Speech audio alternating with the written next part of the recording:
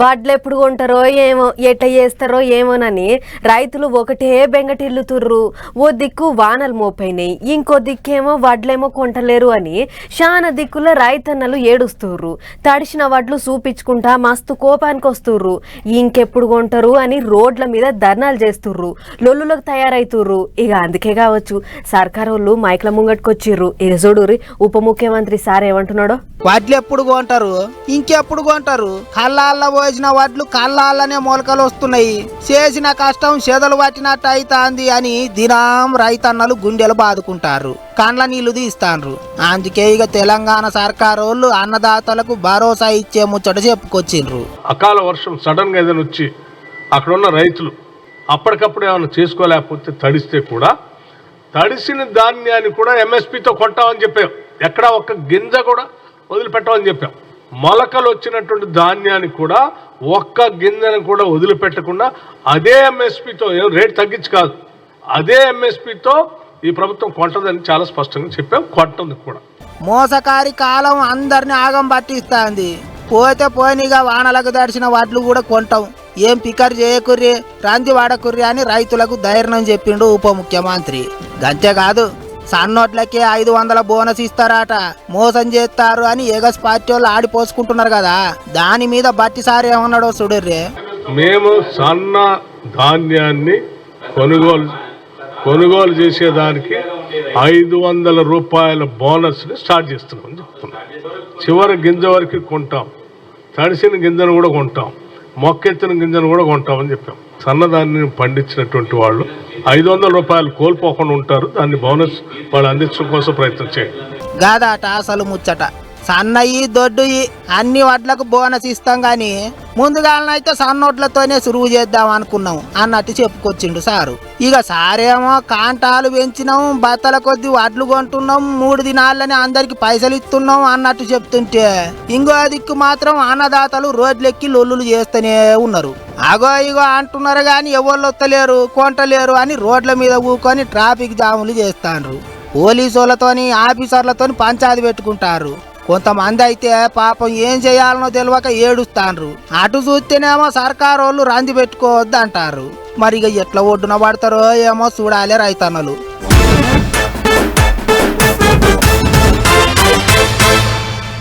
ఓట్ల జాతర ముగిసింది కాబట్టి ఇక అటు సర్కారోళ్ళు ఇటు ఎగ్గస్ పార్టీ వాళ్ళు రువ్వడి పెంచుతుర్రు.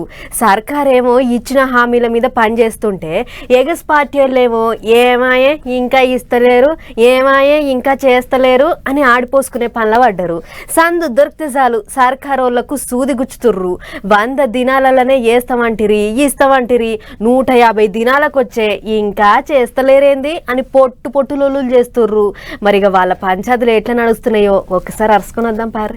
ఎలక్షన్లప్పుడు 6 గ్యారంటీలు 66 వరాలు అన్నట్టు చేయి పార్టీ వాళ్ళు తగ్గేదేలే అన్నట్టు గట్టిగానే ఇచ్చిండ్రు హామీలు.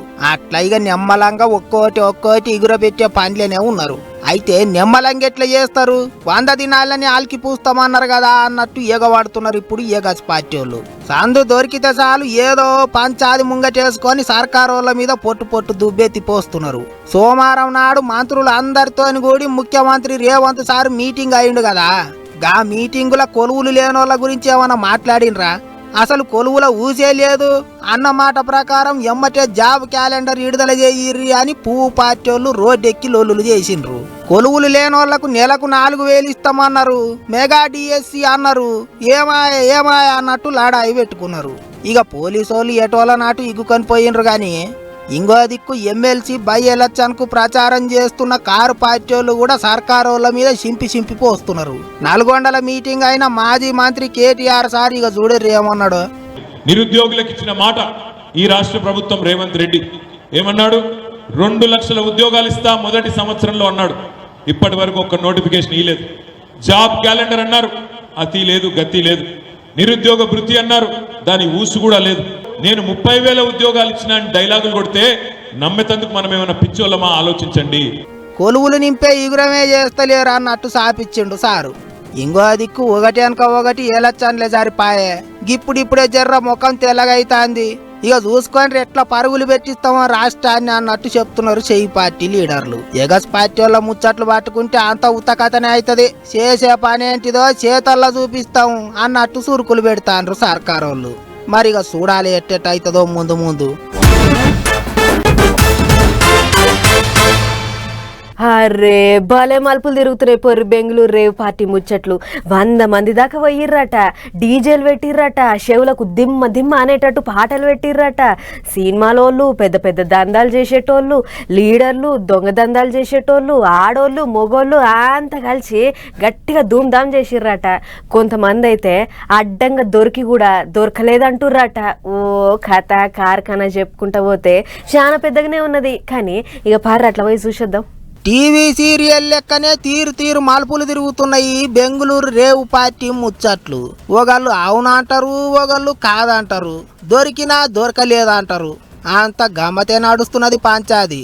అందరేమో గాని సినిమాల యాక్టర్ ఏమక్క ముచ్చట్లకే తీరుల పర్సాన్ అవుతాండ్రు ఇప్పుడు చాలా మంది. బెంగళూరు లేదు, మంగళూరు లేదు, 2 దినాల సంధి హైదరాబాదులనే ఉన్నా రేవు పార్టీ అంటేనే ఎరకలేదు అన్నట్టు మాట్లాడింది అక్క. హలో మేడం నమస్తే, నేను సునీల్ మేడం, 10 టీవీ రిపోర్టర్ని, క్రైమ్ రిపోర్టర్ మేడం. నేను వీడియో కాల్ చేయమన్నానుగా మిమ్మల్ని ఇప్పుడు. వీడియో కాల్ వద్దులేండి మేడం, మామూలు చెప్పండి. ఎందుకంటే నేను ఇంట్లో ఉన్నాయని మీకు తెలిసింది అనుకో, మీరు ఇంక నన్ను క్వశ్చన్లు అడగరు, ఫోన్ చేయడం మానేస్తారు. మరి బెంగళూరు పోలీసులు మీరు ఉన్నారు అంటారేంటి మేడం? మరి ఇప్పుడు నువ్వు వీడియో కాల్ చేయొచ్చు కదరా బాబు. నిన్న కాదు మేడం, ఈ రోజు కాదు, నిన్న నేను చెప్పి. నిన్న కాదు, ఈ రోజు కాదు, నిన్న ఇక్కడే ఉన్నాను, మొన్న ఇక్కడే ఉన్నాను, ఈ వేళ కూడా ఇక్కడే ఉన్నాను. ఆగా చూసిర్రా, వీడియో కాల్ చేసి చూసుకోరా నాయనా అన్నట్టు మాట్లాడింది. అయితే ఏమక్క ముచ్చట గిట్లుంటే బెంగళూరు పోలీసు వాళ్ళ ముచ్చట ఇంకో తీరుగున్నది. మొత్తం 100 మంది వచ్చిండ్రు, అందులో ఏమ కూడా ఉన్నది అన్నట్టు చెప్పుకొచ్చిండ్రు. మరి ఆమె లేనంటున్నది కదా సారు అని కూడా అడిగినరట కొంతమంది. ఉన్నదాని పోర్టుపోలు కూడా బయటికి ఇడిచినాం కదా, ఇంకేంటికి డౌట్ అన్నాడట కమిషనర్ సారు. అయితే బెంగళూరు కమిషనర్ సారే గింత గట్టిగా చెప్తున్నా, ఏమక్క మాత్రం ఇంట్లోనే ఉన్నా, ఇక చికెన్ దమ్ బిర్యానీ చేస్తున్నా, జరంత నిమ్మరసం వేసుకొని కమ్మగా ఉంటది అన్నట్టు ఇన్స్టాగ్రామ్ లో ఓ వీడియో పెట్టింది. ఇది నిమ్మరసం చాలా తక్కువ మంది వేస్తారు, కానీ చాలా బాగుంటది, ఒకసారి ట్రై చేయండి. నిమ్మకాయ రసం వేసి దీన్ని ఇప్పుడు మూత పెట్టేసుకుని ఇది దమ్ము పెట్టేసి ఒక 25 మినిట్స్ ఇట్లానే వదిలేయాలి. వదిలేస్తే అన్నం అట్లా చందమామలాగా అట్లా అట్లా వంగి వస్తుంది అనమాట. ఇక గా వీడియో చూసి నెట్ అన్నలు తీరు కామెంట్లు రాస్తున్నారట. ఇప్పుడు ఇంకో దిక్కు సినిమాలలో హీరోలతోని డ్యాన్సులు చేయించే జానీ మాస్టర్ కూడా గా రేవు పార్టీతోని తనకైతే ఎసోంటి లింకు లేదన్నట్టు ఓ వీడియో పెట్టిండు. గిట్లా భలే నడుస్తున్నాయి ముచ్చట్లు. ఇంకో దిక్కు వాసు అనేటోని పుట్టినరోజు ఉన్నదని పెట్టుకున్నారట గా పార్టీ. ఇంకెవరిలో సినిమా యాక్టర్లు కూడా ఉన్నారట. మొత్తం 30 మంది ఆడోళ్ళ దాకా పోయినరాట. మత్తు మందులు బగ్గ ఇలువ చేసే 18 కార్లు సీజ్ చేసిండ్రాట. రక్త పరీక్షలు చేసి అందరిని ఇడిచిపెట్టినరాట. కానీ గా పరీక్షలల్లో ఎవరన్నా మత్తు మందులు తీసుకున్నట్టు తేలితే మాత్రం మళ్ళా లోపటేస్తారట. మొత్తానికి పట్నంలో పార్టీలు చేసుకుంటుంటే దొరకబడుతున్నారని పక్క రాష్ట్రానికి పోయిండ్రు, అక్కడ కూడా బుక్ అయ్యిండ్రు. అన్నేమో గాని ఏమక్క ముచ్చట్లే గమ్మతున్నాయి అనుకుంటారు ఇప్పుడు అందరూ.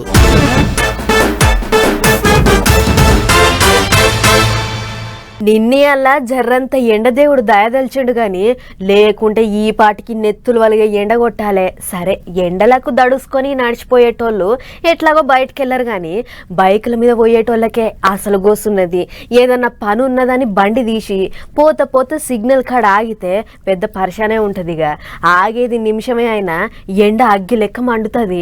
బైకులోళ్ళు పడుతున్న గి తిప్పలు చూసే మున్సిపాలిటీ ఆఫీసర్లు వాళ్ళ కోసం ఓ కొత్త ఇగిరం చేసిర్రు చూడుర్రి. నడి చౌరాస్తల ఏందో పచ్చ టెంట్ వేసిండ్రు.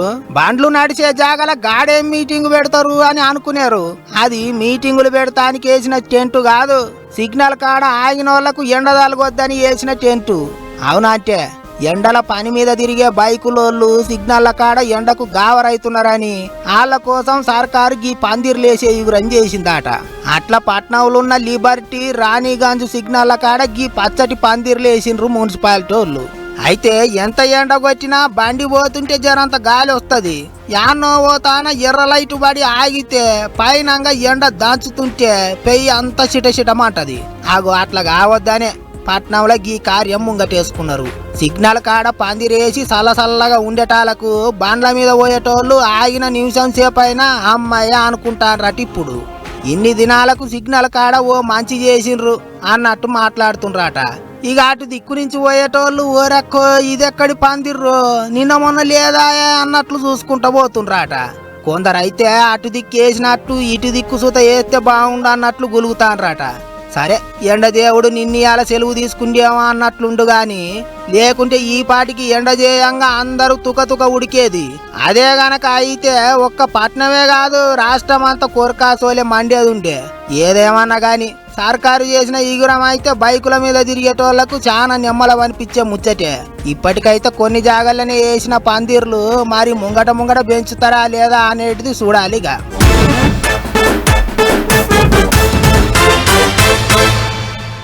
అబ్బబ్బబ్బబ్బా ఏం జనము గంగమ్మను చూస్తానికి పోటెత్తిర్రు భక్తులు.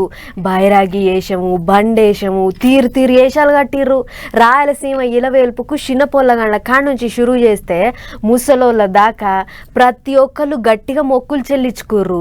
అక్కశెండ్లలు సారెలు సమర్పించిర్రు. పట్టుబట్టలు పసుపు బొట్టు పెట్టి దీవెనార్తులు తీసుకోర్రు. వారం దినాలు కన్నుల పండుగ లెక్కనే సాగింది గంగమ్మ జాతర. మరి ఆఖరినాడు జాతర ఎట్లయింది ఏం కథ అనేది మనం కూడా చూసేద్దాం పారి. తిరుపతి ఎంకన్న చెల్లె తాతయ్య గుంట గంగమ్మ జాతర ఆఖరి నాడు సుత మా జోరుగా అయింది. జాతర సురువైన కాంచి భక్తులు తీరు ఏషాలు కట్టి అమ్మవారిని దర్శనం చేసుకున్నారు. ఒక్కో రోజు ఒక్కో ఏషం కట్టి చూడొచ్చిన వాళ్ళను కనివిందు చేసిండ్రు. పోరగాన్లు పెద్దోళ్ళు అనే తేడా లేకుండా ఆడోళ్ళ లెక్క ఏషాలు కట్టి అమ్మను కొలుసుకున్నారు. ఇక ఆఖరి నాడు గంగమ్మ తల్లికి ప్రత్యేక అభిషేకాలు చేస్తుంటే భక్తులకు చూస్తానికి 2 కండ్లు చాలేదట. అమ్మలక్కలంతా 1000 కండ్ల కుండలెత్తిండ్రు. తల్లికి పాయిరమని పొంగళ్ళు సమర్పించిండ్రు. అటెనక నిష్టతోని మనసు నిండా దాల్చుకున్నారు. మల్లేడు పండగ చేసేదాకా ఇంట్లో ఏ ఆపతి రాకుండా నువ్వే చూడాలే తల్లి అని ఇంటిల్లాదులు ఒక్క తీరుగా పబ్బతి పట్టిండ్రు. మంగళవారం పొద్దుకంగా బంకమట్టితోని అమ్మవారి విశ్వరూపాన్ని గుడి ఆరు బయటనే చేసి అదైనాక బుధారం పొద్దుగాలనే అమ్మవారి శంపనర్కుడితోని జాతర పురాగా ఒడిసిపోతది. వారం దినాల బట్టి మా రంజుగైతున్న గంగమ్మ జాతరకు ఆఖరి దినమని సితం భక్తులు వచ్చిండ్రు. వచ్చినోళ్ళు వచ్చినట్టు ఏదో ఓ ఏషం కట్టి అమ్మను చూసి భక్తితోని మురిసి ముప్పందు అవుతుండ్రు. గిట్లా ఇంటిల్లాదులు గదిలొచ్చిన తాతయ్య గుంట గంగమ్మ జాతర సురువైన కాంచి ఒడిసిపోయేదాకా దినం కన్నుల పండుగ లెక్కనే సాగింది. జాతర సాగినన్ని దినాలు భక్తులు తిరుపతికి పోతే అటు ఎంకన్న దర్శనం అవుతుంది, ఇటు గంగమ్మను సుత చూడొచ్చినట్లు శీతం కదిలిండ్రు. ఏదేమైనా ఇటు తెలంగాణలో సమ్మక్క జాతర ఎంత పేరుకెక్కిందో అటు ఏపీల సుత ఈ గంగమ్మ జాతర అందాయ గంతే పేరుకెక్కింది అని అంటున్నారు భక్తులు. చార్ధామ్ యాత్రకు ఎక్కడెక్కడోళ్ళో బళ్ళు కట్టుకొని పోతుర్రు. గంగోత్రి, యమునోత్రి, కేదార్నాథ్, బద్రీనాథ్ అన్ని గుళ్ళు భక్తులతోని కిటకిటలాడుతున్నాయి. ఇప్పుడు తప్పితే మళ్ళీ 6 నెలలు ఆగాలే. అందుకే చాలా మంది ఆలస్యం చేయకుండా బాట పడుతుర్రు. అయితే చార్ధామ్ యాత్రకు పోయేటోళ్ళు పోవాలనుకునేటోళ్ళు ఒక్కసారి ఈ ముచ్చటినూరి. పచ్చటి కొండల నడుమ వెలిసిన దేవుళ్ళను దర్శనం చేసుకునేటందుకు ఒక్క మన దిక్కుకెళ్ళే కాదు దేశమంతా ఎక్కడెక్కడికెళ్ళో పబ్లిక్ చార్ధామ్ యాత్రకు పోతున్నారు. అయితే ఎతోనికి ఎత అయితే కథోనికి కథ అయినట్టు పబ్లిక్ను మోసాలు చేసే మాయగాళ్ళు అన్నిట్లో ఏలు పెడుతున్నారు. భక్తితోని కేదారేశ్వరుణ్ణి దర్శించుకోనికే కేదార్నాథ్కు పోతే మనోళ్ళకి ఎట్లయిందో చూడర్రే. కేదార్నాథ్ యాత్రకు వచ్చిన భక్తులకి హెలిప్యాడ్ దగ్గర జరుగుతున్న మోసాల గురించి మోసపోయిన బాధితులం మేము. ఆన్లైన్లో హెలికాప్టర్కి బుకింగ్ కొరకు ఒక్కొక్కరు 5,500 నుంచి 8,500 రూపాయల వరకు ఆన్లైన్లో చెల్లించడం జరిగింది. వాళ్ళ వెబ్సైట్లు ఫేక్ వెబ్సైట్లన్నీ ఇప్పుడు ఇక్కడ వచ్చిన తర్వాత ఏవియేషన్ వాళ్ళు మాకు లోపలికి అలో చేయడం లేదు. ఈ మాలాగా దాదాపు ఒక 100-150 మంది వరకు తెలుగు వాళ్ళు ఇక్కడ ఇబ్బంది పడుతూ ఇక్కడనే వెయిట్ చేస్తున్న పరిస్థితి. అదట సంగతి. మహబూబ్ నగర్, అలంపూరు, హైదరాబాద్కి వెళ్ళి 11 మంది ఉత్తరాఖండ్ పోయిండ్రట. అట్నుంచి కేదార్నాథ్ పోనీకే 1000 రూపాయలు ఖర్చు పెట్టుకొని హెలికాప్టర్ టికెట్లు బుకింగ్ చేసుకున్నారట. అయితే టికెట్లు తీసుకుపోయి ఉత్తరాఖండ్లో హెలికాప్టర్లు ఎగిరేసే ఆఫీసర్లకు చూపిస్తే అవన్నీ నకిలీ టికెట్లు అని చెప్పి వెనకకు తోలిచ్చిండ్రట. అంటే బుకింగ్ చేసుకున్న టికెట్లు ఏదో ఫేక్ వెబ్సైట్లలో బుక్ చేసుకున్నారట. అట్లా ఆగమైండ్రు అన్నట్టు. ఉత్త పుణ్యానికే 1000 రూపాయలు నష్టపోయిండ్రు. పాట అనే జాగ నుంచి కేదార్నాథ్కు హెలికాప్టర్లో పోతే పెద్దగా నడిచే అవసరం ఉండదట. అందుకే పైసలు పోతే మాయా అని పెద్ద మనుషులు పెద్దగా నడవనికి శాతగానోళ్ళు హెలికాప్టర్ టికెట్లు బుకింగ్ చేసుకున్నారట. ఏం తక్కువ 200 మంది యాత్రికులు ఫేక్ వెబ్సైట్లలో టికెట్లు బుక్ చేసుకొని మోసపోయినరాట. ఏదైనా ఉపాయం చేసి ఆదుకోండి, మళ్ళా గన్ని పైసలు పెట్టుకొని టికెట్లు కొనుక్కోవాలంటే మాతోని కాదని యాత్రికులు ఉత్తరాఖండ్ సర్కారోళ్ళను అడిగినా వాళ్ళైతే పట్టించుకుంటలేరాట. మరిగా కేదారేశ్వరుడు భక్తులను ఎట్ల మీదికి రప్పించుకుంటాడో ఏమో గాని చార్ధామ్ యాత్రకు పోయేటోళ్ళు జర 1కి 10 సార్లు ఆలోచనలు చేసుకొని టికెట్లు బుకింగ్ చేసుకోండి. లేకపోతే అక్కడి దాకా పోయినాక వట్టిగా ఆగమవుతారు.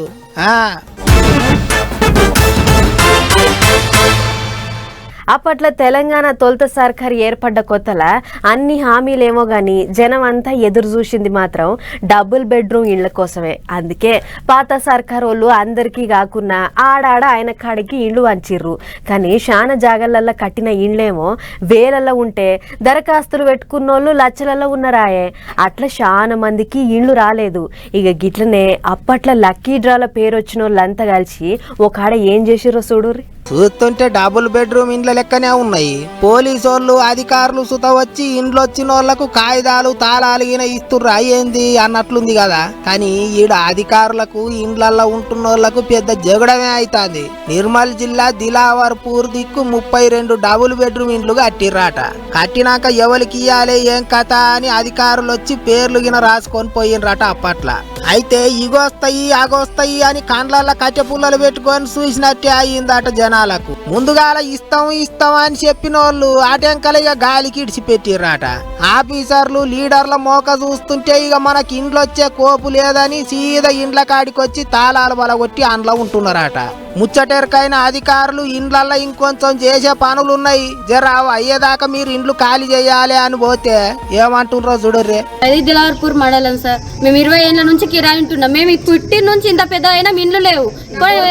పేర్లు వచ్చినాయి, లిస్టులో పేర్లు వచ్చినాయి. 4 సార్లు వచ్చింది. ఫొటోస్ దించకపోయిండ్లు. మండలంలోకి వెళ్ళి వచ్చిండ్లు అధికారులు కూడా. కానీ ఇప్పుడు అదే టైంకి వాళ్ళే వచ్చి మీ పేర్లుంటే ఇస్తాం కదా 3 నెలలు ఇవ్వండి టైము అని ఎలక్షన్లు ముందటి ఇప్పుడు వచ్చి తీసుకొస్తున్నారు. మాకెంత బాధ అయితే మేము వచ్చి ఉంటున్నాము. మరి అధికారులు వచ్చి తర్వాత ఇస్తాం గాని మొదలైతే ఖాళీ చేయమంటున్నారట కదా అక్క. మరి మీరేమంటారు? ఇళ్ళకి వెళ్ళాం సార్, అంతే. తాగుతామా 20 ఏళ్ల నుంచి ఇట్లానే ఉన్నాం. తాగుతామా 100 డబ్బా తెచ్చుకొని ఇళ్ళ ముందటనే రాయిసి వస్తాం. కేసులు అయితే కేసులు గాని ఏమన్నా గాని చచ్చిపోమంటే చచ్చిపోతాం. మేము ఒక 10 కుటుంబాలు చచ్చిపోతే ఒక 20 కుటుంబాలకు మళ్ళీ ఇంట్లో వస్తాయచ్చు రాని వాళ్ళన్నా బతుకుతారు మా పేర్లు చెప్పుకొని. అంతే సార్ మా ఇదిగా అది అన్నట్లు ముచ్చట. ఇదంతా పనుల పేరు చెప్పి మామూలను అవతలికి వెళ్ళగొచ్చే కథనే. మాకు గాయంత తెలియదా అన్నట్లు గరం అవుతుండ్రు. అప్పుడున్న సర్కారు ఇప్పుడు లేదా, అందుకే మామూలు ఖాళీ చేపించి ఇంకొకరికి ఇయ్యాలి అని చూస్తాండ్రు. మాకు ఉండటానికి ఇది ఒక్కటి తప్ప బయట కనీసం కమ్మల గుడిసెగిన దిక్కు లేదు. ఉంటే ఇంట్లో ఉంటాం, లేకుంటే ఈంచేలి కదిలే ముచ్చటే లేదు అన్నట్టు మాట్లాడుతుండ్రు. మరిగా ఈ డబుల్ బెడ్రూమ్ ఇండ్ల పంచాది ఏం దాకపోతుందో ఏమో చూసుకుంటూ పోవాలి.